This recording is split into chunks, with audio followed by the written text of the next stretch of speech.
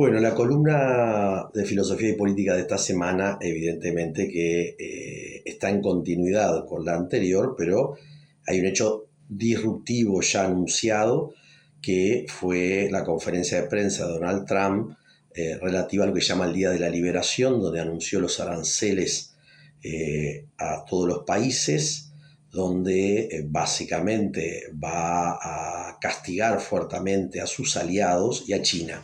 ¿Sí? Es decir, básicamente la Unión Europea, Japón, Corea del Sur, Australia y sobre todo obviamente China, Vietnam, Camboya, los lugares donde se producen bienes de consumo altamente baratos que son comprados por Estados Unidos y Europa. De alguna manera, en su lógica, le es un problema para lo energético, los minerales a Estados Unidos, ¿no? Bueno, para América Latina se va a reducir en gran medida el 10%, es no tan alto como el 34 o 49 que hay en otros países, y México y Canadá todavía están en stand-by en parte.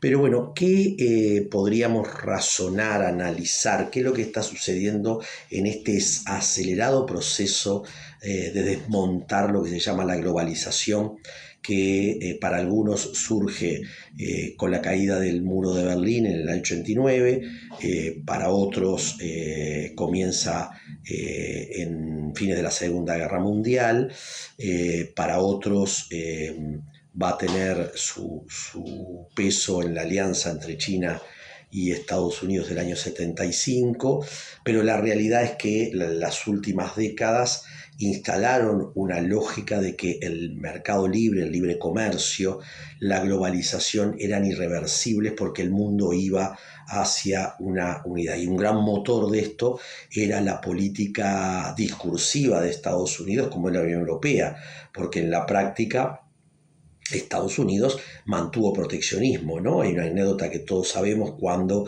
el Tratado de Libre Comercio, que en el primer gobierno del Frente Amplio, Tabaré Vázquez, estaba encaminándose a firmar con la reacción del movimiento sindical y de sectores del Frente Amplio, porque de alguna manera generaba una situación que nos dejaba en desigualdad de situación en el intercambio del libre comercio. Bueno, Estados Unidos en ese momento ya ponía 1000 observaciones a los productos que podían entrar a Estados Unidos, mientras que nosotros teníamos 4. No se termina concretando porque Estados Unidos preveía que teníamos que desmontar el laboratorio Santa Elena que producía vacunas para el agro, y nos quitaba toda capacidad. Entonces ya estaba esto de alguna manera, ya estaba la lógica proteccionista y el discurso del libre mercado, pero lo políticamente correcto mantenía globalmente. De igual manera fue permitiendo que la Organización Mundial del Comercio, que se había asentado, que tenía sus tensiones, generar una situación en la cual de alguna manera China pudiera ir creciendo desde una economía dirigida, digamos, ¿no? Y esa economía dirigida termina de alguna manera posicionando una hegemonía en el desarrollo de un comercio donde los productos más baratos invaden, ¿sí?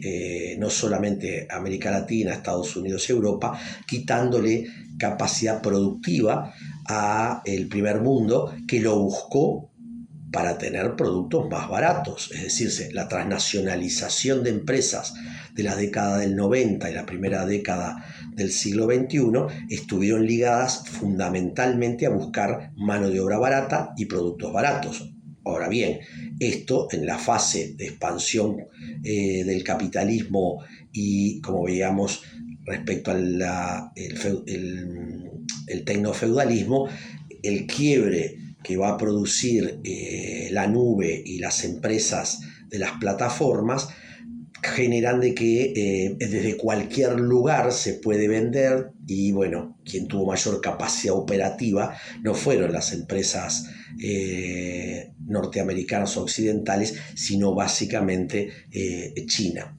De igual forma, en esta etapa, producir en China le era caro en algunos aspectos y se traslada a Camboya, Vietnam, y en esos lugares es donde Estados Unidos se proveía de muchos productos como Europa.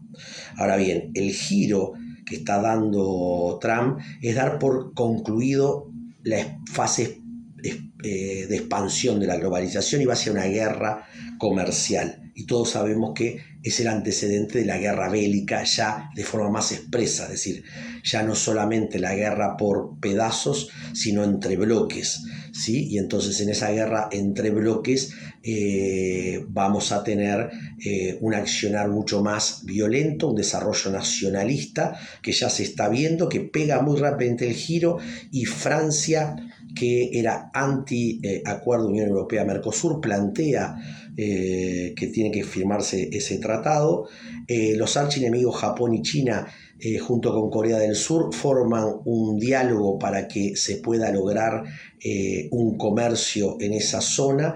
La India va a ser un espacio de tránsito, pero también de cierto desarrollo, Rusia en su alianza con China, y entonces probablemente estemos enfrentados a que, por un lado, Estados Unidos está generando las condiciones para un desarrollo económico, productivo, industrial, al estilo de la protección de importaciones y la lógica de protección de la producción nacional, pero que desmantela en la estructura actual una cantidad de vínculos. No sabemos en esa incertidumbre qué impactos tiene, pero sí ya lo está teniendo en los mercados que se derrumban, en parte en la calidad del petróleo, pero puede generar otro tipo de puzzle, ¿sí? Que va a conllevar inevitablemente en muy pocos meses a un mundo totalmente distinto en lo económico, comercial y financiero, ¿sí? Bueno, en todo esto siempre hay ganadores y perdedores. Parece evidente de que Estados Unidos renuncia de alguna manera a ser hegemónico económicamente a nivel global porque ya no puede y no quería sucumbir absolutamente al desarrollo del giro geopolítico de Oriente, y entonces al cerrarse busca situarse de tal forma que por lo menos pueda quedar como Inglaterra del siglo XIX al XX, como una nación más con cierto y relativo poder. Pero algunos dicen que esto en Estados Unidos puede desfondarse porque hay una cantidad de productos muy baratos que venían del exterior que no los va a poder comprar en este esquema, y le está imponiendo a otras naciones mecanismos que son draconianos. Bien, queda claro que estos movimientos aún no podemos decir prospectivamente hacia dónde terminarán. Lo que queda muy claro que se desencadenan en la incertidumbre muchas formas de violencia, muchas formas de desestructuración de paradigmas, acompañado por el tecnofeudalismo, por el neoconservadurismo y el ascenso de las extremas derechas. Veremos qué implica en esa perspectiva, donde se ve beneficiado, por ejemplo, el gobierno de Argentina, Milei, que espera una alianza en esta perspectiva. Veremos qué pasos en una semana van a estar.